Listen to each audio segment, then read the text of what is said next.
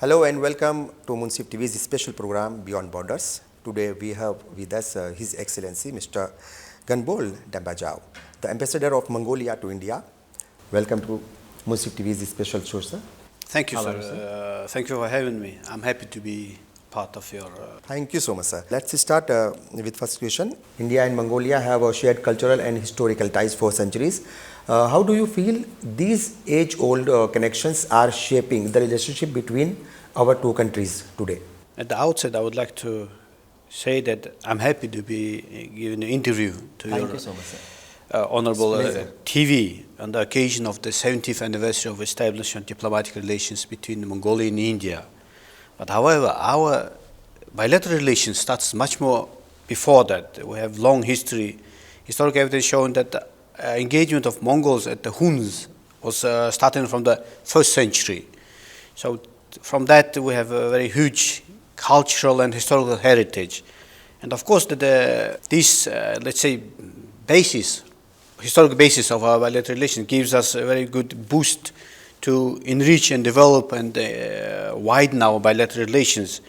And as I personally been in India about 3.5 years, I see that there are a lot of commonalities between our people, starting with the culture, the family value. Mongolians, Indians love the family, respect for the elders, fathers, mothers, so respect for the gurus, the teachers. So this is very common cultural heritage, connectivity as we call it. And probably you heard that Mongolian monks and scholars used to study in Nalanda University in Antares. And of course, there are many Indians used to go to Mongolia. So our ancestors had a special, let's say, bond between each other.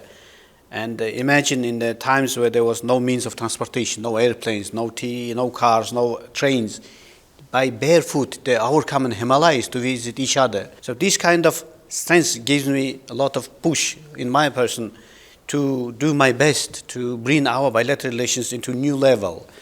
And happily, our bilateral relations reached the level of strategic partnership, which was proclaimed during the historic visit of the Prime Minister Modi ji to Mongolia in 2015. So, which gives us very big, wide areas of cooperation, starting with the politics, the economy, defense, IT sector, education, health, culture, you name it. All the aspects of our relations are involved in our bilateral relations, thanks to our historic background. India has been investing in Mongolia's mining and infrastructure sectors. From your perspective, how do you see economic cooperations between the two nations developing in the coming years? Yes, our bilateral relations develop rapidly, as I said before. But please understand that Mongolia opened up to the world like around only 30 years ago. Before we was part of so-called Eastern Bloc. So for us, the cooperation with foreign countries, it's a completely new thing, only 30 years. Because Mongolia was close to the world for 70 years, it's given us, as I see, we are at the starting point. There are a lot of opportunities. There are a lot of we can do, especially in mining sector, given the fact that Mongolia is a rich country in minerals. We have gold, copper, uranium, rare earth elements, you name it, coking coal. So everything, we have everything. So of course the logistics there are some issues, but I'm happy to inform you that the very pioneer project in our economic cooperation, the oil refinery, very first oil refinery in Mongolia, is now built by the Indian soft loan from the government of India. And this oil refinery will be fully operational by the 27-28. So it will provide up to 75% of domestic use of petroleum, because as of today, we depended heavily on the import of petroleum from abroad. So which gives us more opportunity to develop not only the internal use, provide the internal use of petroleum, also the development of chemical industry and other aspects of the cooperation. There are also the IT Center of Excellence in Outsourcing is now will be soon operational in Mongolia. Also the Friendship Secondary School, high school will be also operational starting from the next academic year. So there are a lot of opportunities that we should not miss. As I always say to our, the Indian business people, there are a lot of opportunities in agriculture. Mongolia is big. By territory, Mongolia is around half of India. Right. So, but we have only 3.5 million population. So more than half of them live in the capital city, which gives us huge territory untapped. So agriculture can be one part of our cooperation, given the fact that world is facing some food crisis issue, and now probably given the Indian know-how in agriculture sector, skilled workforce, the lot of land can be, that are used in agriculture to feed the world. Also, I personally believe that tourism Yes. can be and will be one important part of our bilateral relations, because Mongolia can offer a lot to Indian tourists, especially nature-loving people. I know that our Indian friends traveling a lot. You've been to all around the world, America, Europe, Middle East, Japan, Korea, China. So now the biggest movement to Thailand and Vietnam. So imagine after 2-3 years, the Indian tourists will ask where to go, where is the new destination. I'm confident that Mongolia can be that destination. Mongolia will be the great destination for Indians also. Yes, so for Mongolians, India is land of Lord Buddha. We have a lot of people coming to India annually for the pilgrimage. There are a lot of tourists who loves to come to India. Also, we have a certain amount of medical tourists coming for medical treatment.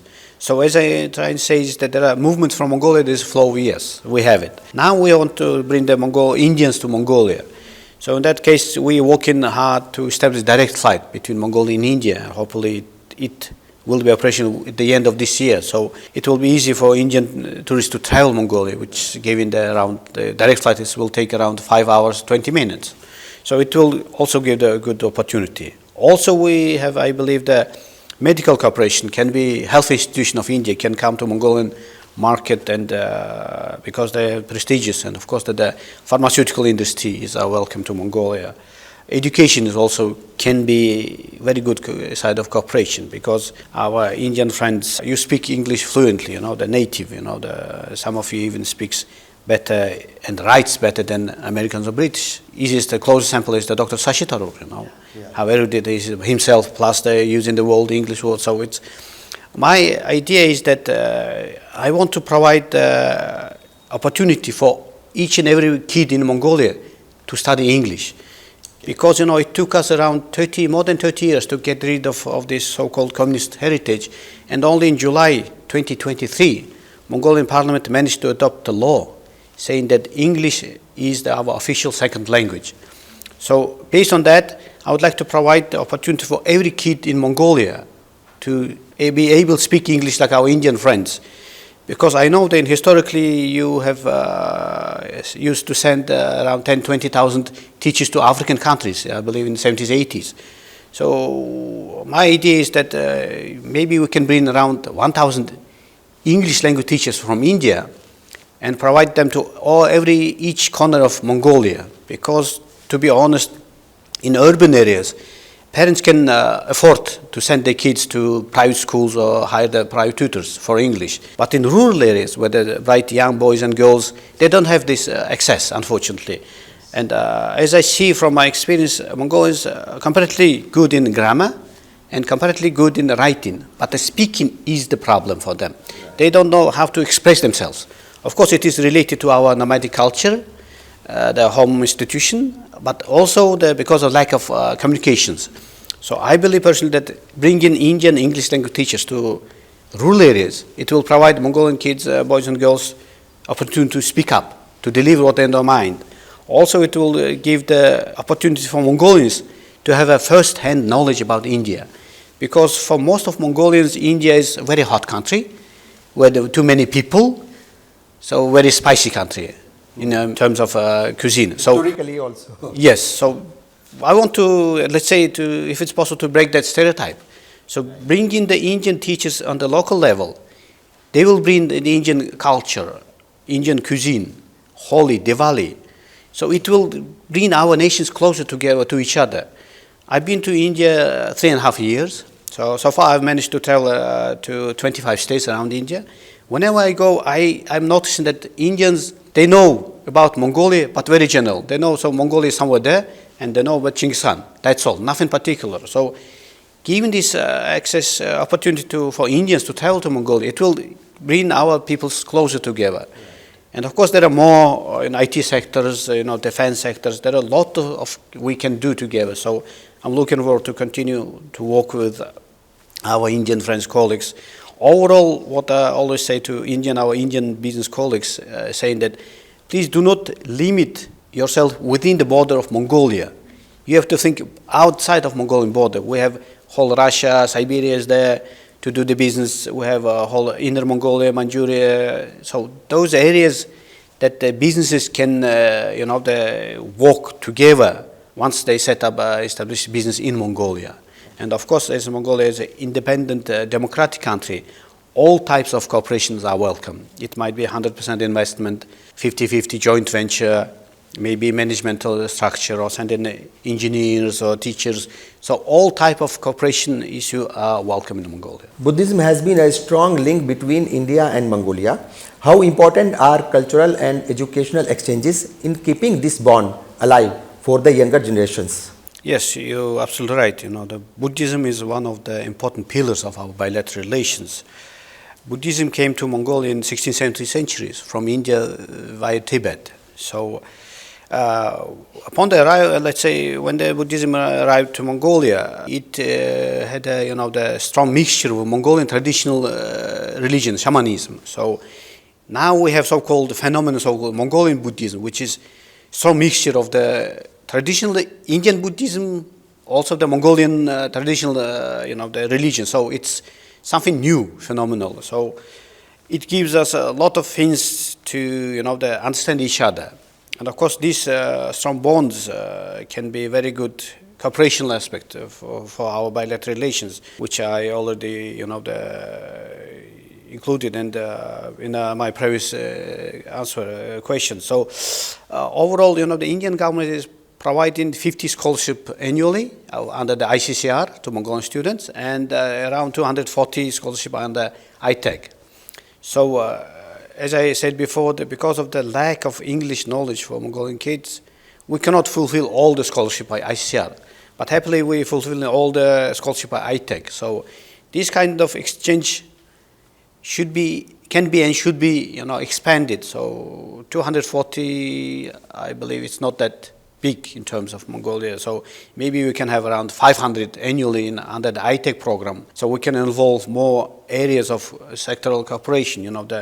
We had a very good trip of our state civil servants, also a very good trip visit of the Mongolian countryside household ladies under the renewable energy program. So something like that, we have to be creative. We have to come up with new areas of cooperation. Now the yoga is very popular, so I believe the yoga cooperation, because as how I see yoga is not that stretching or the meditation. It's the whole different way of, let's say, how human beings should live properly and healthy.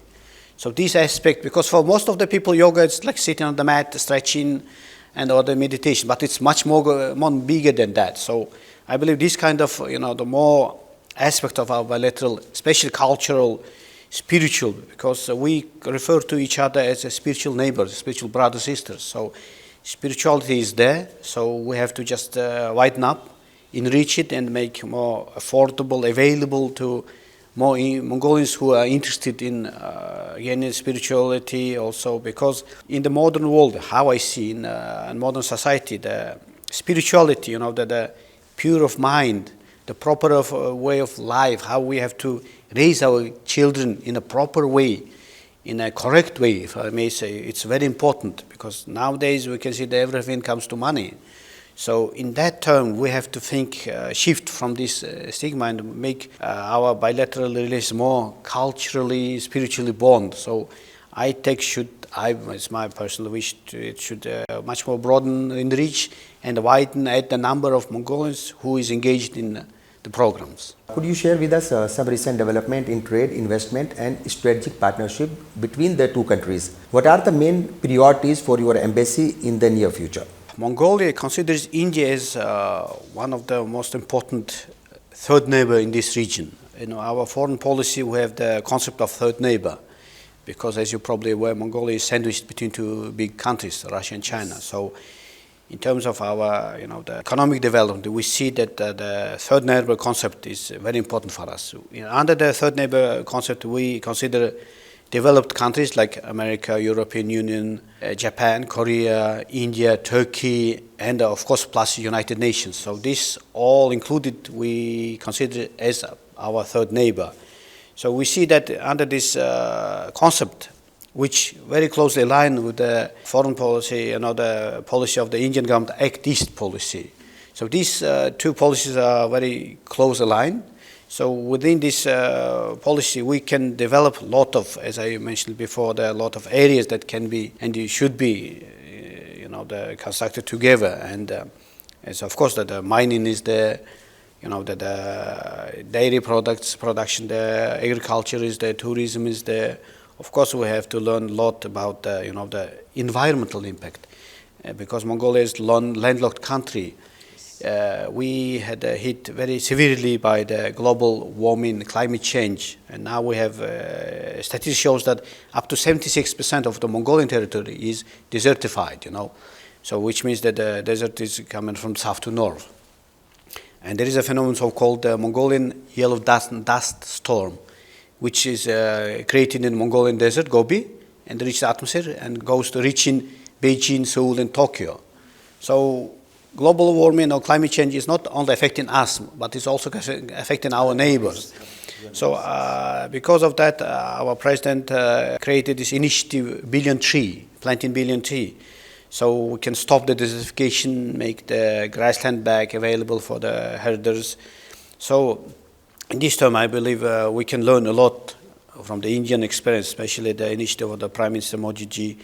Plant a tree and then, on your mother's name. And I was happy enough, I was privileged enough that I planted a tree on my mother's name in Delhi within the commemoration of the 75th anniversary of the Modi ji last week. Great initiative by Yes, Prime Minister of it was very, there was more than 100 ambassadors, there was a Chief Minister of Delhi, so we had a very good event. So I'm happy that, and I personally believe that we have to continue this cooperation, and I believe also that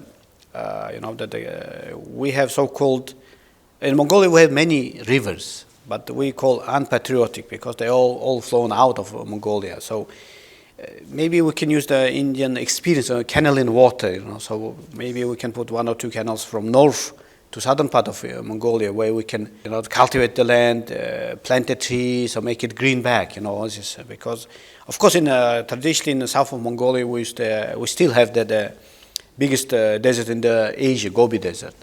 But it's moving north, so we have to stop that, the climate change. So because it's affecting not only us, but all of us. On the security front, India and Mongolia have worked together in areas like defense and peacekeeping. Could you please tell us more about the nature of this cooperation? Of course, our bilateral defense cooperation is developing rapidly, and I'm happy to inform you that since last 2 years, we established the institution of defense attaché at our embassy, and we have received our colonel, who is now our defense attaché at the embassy. So we see that the reciprocal move should be done by the Indian side, and they should send their defense attaché to Ulaanbaatar.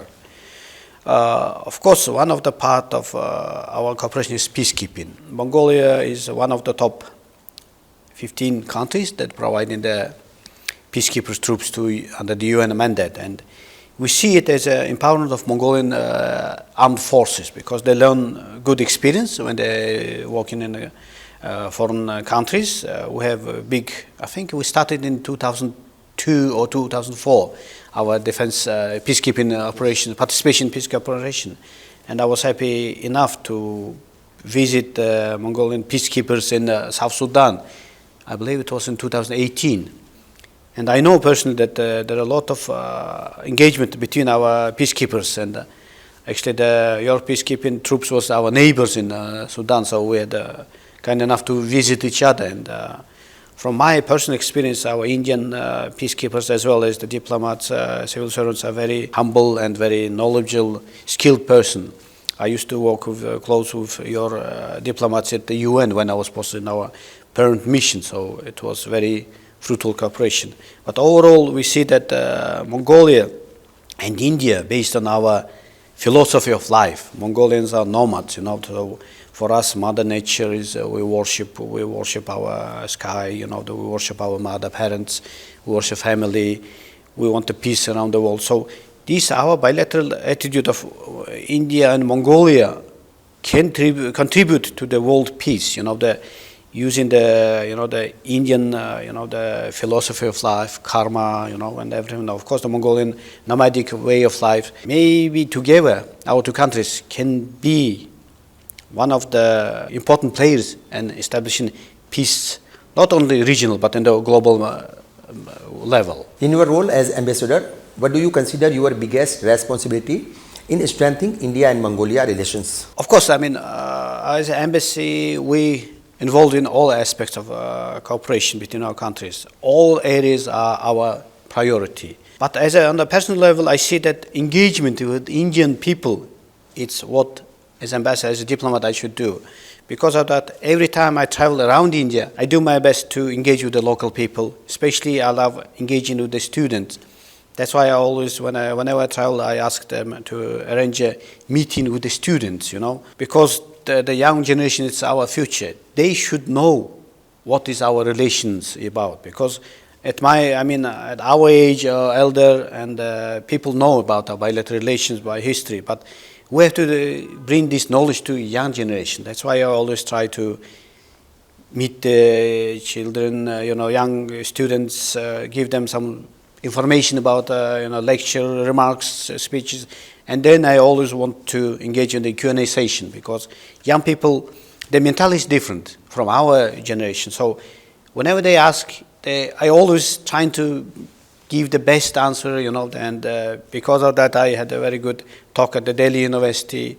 I also had a good talk in the JNU University. So I travel around. I'm planning to deliver remarks in Calcutta University, Chennai, Mumbai. So I travel to deliver it. So this is, I believe, the personal approach, personal engagement with the Indian. That's, I believe, one of the important aspects of our work as a diplomat. Mongolia is geographically located between the two big powers, Russia and China. How does India fit into Mongolia's foreign policy vision? India, as I said, is one of the important players of our third neighbor in this region. So we believe that India's strong presence in Mongolia, especially in economic terms, would benefit our bilateral relations, and not only our bilateral, but at the regional level, because India is, as of today, one of the biggest, has the biggest population in the world. Secondly, India is fourth economy. Soon it's going to be the third economy in the world in economic terms. So I believe cooperation between Mongolia and India, given the fact that Mongolia is rich in minerals. Mongolia is a big country comparatively by territory in terms of the, the agriculture. So all these aspects, I believe, can play a very important role, not only on a bilateral, but on the regional level. Because the cooperation, we should develop, involve not only bilateral, but all the regional players, our two immediate neighbors, as well as our South Asian neighbors. So the whole world is now comparatively flat, because of the internet and economic cooperation. So I believe our bilateral relations can be one of the important aspects of this regional cooperation. What do you feel about Indian foreign policy? And what do you think about Prime Minister's role in foreign policy? Yes. Prime Minister Narendra Modi's role. I can see that the Prime Minister Modi is very, active in foreign policy, and of course that it's we have to give the credit to also the Dr. Jaishankar, because his position is strong, and of course Modi ji is the strong leader, not only in India but on the regional and the global level. His example, what his government starting from 2014 is doing, all this initiative of the Modi ji. So far, I think around 37 initiative, which is bringing the welfare and the living standards raising for the Indian citizens, given the fact, that Make in India initiative, digital initiative, GST now there, so all these initiatives is bringing Prime Minister Modi ji to the global level. Everybody sees that all the initiative, infrastructure, highways, the bullet trains, speed trains, all the investment, all the big factories coming to India. So everybody now acknowledge that Modi ji is a global figure, and according to newspaper, according to what I see, I would state that he's maybe one of the most popular politician in the world. So world is recognize it, and of course we see that his position in the world level is strong. He can meet everybody, he can deliver his message, he can fight for the interest of Indian people and deliver his the position. That's a very, I think that's a big opportunity or ability of the leader as it is. So I can see that, and I just wish him well-being, since he just last week he reached 75. So would like to use this opportunity to wish him well-being, strong health, let him run this country in a more efficient and more the result, because I'm confident under his leadership India will reach not only that third level as an economy, but much more heights. So all my wishes for that. On a lighter note, what has been your personal experience of India so far? Any cultural similarities or surprises that stood out to you? Interesting fact that my family has a long story of connection with India. My father used to study for 5 years in 1980s in India, and in Dharamsala. My brother, he was studied in Hyderabad. My baby sister actually graduated from the Pune University, and I'm the fourth guy, so in my family. So, and of course, to continue this good tradition, I brought my nephew to study in Goenka University, and he just graduated this year. So, on personal level, India is not new for me. From the very young age, I used to have a drink, the Darjeeling tea, the basmati rice. So, our family is well established relations with India. So it's not such a, let's say, new thing for me, India as it is. But as the professional level, of course, India is new for me. Last time I visited India, it was 2009, when I was the chief of protocol and I was responsible for the state visit of my president at that time. So after that, I had chance to come back to India, and I arrived only end of 21. So for this, it's like 15, 16 years, I can see the enormous changes, in the Indian society, outside the streets, especially Delhi. At that time we traveled to Delhi, the Agra, the Bodh Gaya, then the Mumbai. So all around wherever I go, I see that there is a lot of changes, and of course it's heartfelt that our Indian people, friendly faces, friendly attitude, as well as the hard work. It's paying off for them very well, and I'm confident in the near future India will only prosper. Finally, what would be your message to the people of India and Mongolia? Would you like to say anything about India's culture, opportunities, and the friendship between our nations? As I said before, our two countries have a long, rich history. So based on that heritage, we have to move forward. And of course, given the fact that our peoples are friendly in nature, originally we are nomads, very hospitable people. Indians also very hospitable, very nice people. So there are a lot of opportunities that our two nations hasn't discovered yet. Unfortunately, during the 70 years of when the Mongolia was part of this Eastern Bloc, we were closed behind the Iron Curtain. So we just open up, and we have a lot to learn from mother of democracy in terms of the democracy, parliament, But at the same time, there are a lot of opportunities for our people to engage. So I know that many people come to India, and when I say to Mongolians that, because in Mongolia, India is considered as a land of Lord Buddha. When I say that Buddhism is only 0.07%, they say, really? They thought it's much more bigger. So I always convince them that whenever you come to India, plan to stay longer, not like 3 to 4 days visit. It's not enough. Thank you so much, Excellency, for giving us precious time. It's really great to have you with us. Thank you. Thank you for having me. Looking forward to continue our cooperation. And soon, next month, we're going to have our state visit of my president to India. So I'd like to invite you to be part of the visit. On 15th of October, we're having a big gala concert, at the Bharat Mandapam. So I'd like to invite you, all of you, get your audience to visit that concert. It will give you the whole more than 1 hour, 20 minutes concert. It will be huge. There will be 100 musicians, dancers, singers coming only from Mongolia, only for that night. Oh, so I'd like to use this opportunity to invite you and your colleagues to come to Bharat Mandapam to be part of celebration of Mongolia, India, the eternal friendship. Thank you so much, sir. Thank you so much. Thank you so much.